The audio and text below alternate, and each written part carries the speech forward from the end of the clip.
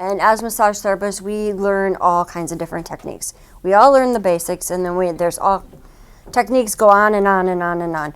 So we can learn many different types depending on what we're learning, many different ways to do things. And we here call ourselves therapeutic massage therapists. And the reason we do that is because we take all of these and we use them together. So each person is different.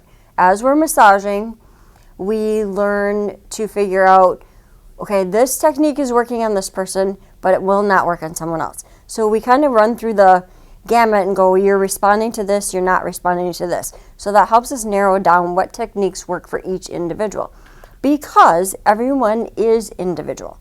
So there is no cookie cutter. There's no one technique that's going to work for everyone. So that's why we like to say we're therapeutic, because we can pull in all of these tools and use them. Now, the advantage that I have is I also went and added craniosacral therapy.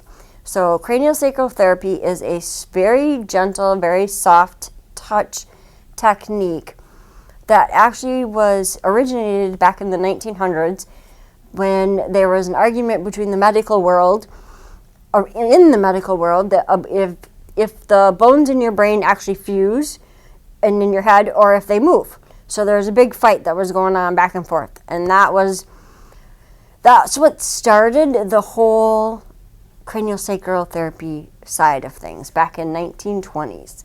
So that started the research that these bones do not fuse, they actually move, and it changes. And from there, it became can't remember which, it was a surgery of some sort. They realized that the fluid was moving and changing when they were in a surgery from the brain all the way through the body, and it was affecting things. So then that added to even more research, and I can't remember how many years of research they did, that they actually figured out that the cranial fluid in your bones and in your body communicate and help run everything. So the cranial fluid isn't just in your bones from your brain all the way to your sacrum and through everything else. It's actually mixed in with the fascia and all of your muscles, and it all communicates, even your organs. So when someone comes for craniosacral, we're actually working the whole body. I'm not actually just working the fluid. And I throw this in my massage quite often. I just naturally add cranial in. I can feel it. So in massage, we're taught how to feel the muscles, how to feel knots, how to feel when something's torn, how to feel all of these things. When you go to cranial and you learn to take it to the next level, I can actually feel the fluid moving. I can actually feel how it's running through different parts of the body. And I can find, they teach us how to fine tune it so we can feel even more. And at first it gets a little challenging because, like, am I feeling muscles or am I feeling fluid, and which one am I working? But eventually we get to the point where we can master both, and I can do both. So we can actually tell where there is something blocked, where the scar tissue might be scar tissue affecting how it's flowing.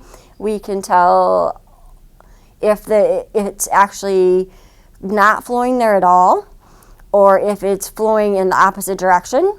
So something has reverted it based on, as she talked about, stress and all of these outside things. If it's affecting how an organ is working, I can tell all of these different things. So when I'm doing massage, most of the time you're getting both, because I will feel a blockage and just do it, and you won't even realize I did it in your massage. So I will slide it in and you don't know it. But then there's people who come to me just for the cranial.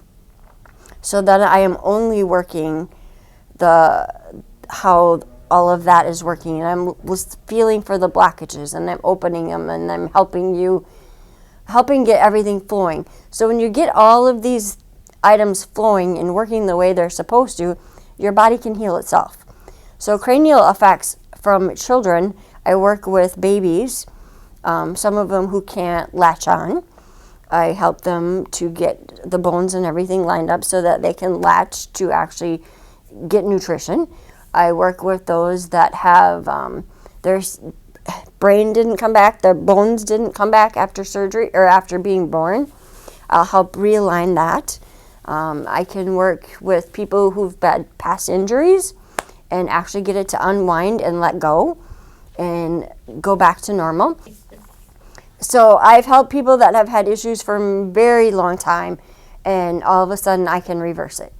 So I use that in many different ways. The advantage with the head and the TMJ is I can pinpoint, is it actually a jaw muscle? Is it the fascia?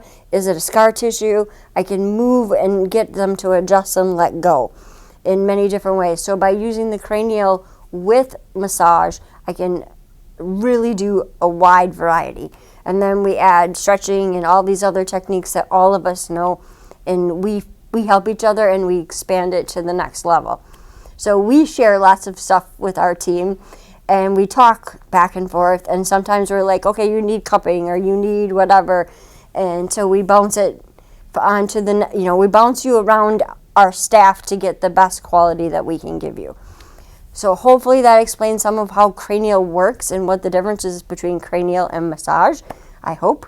It's not exactly easy to explain, but... For more information, please visit our website at www.nurturingnaturemmassageplus.com.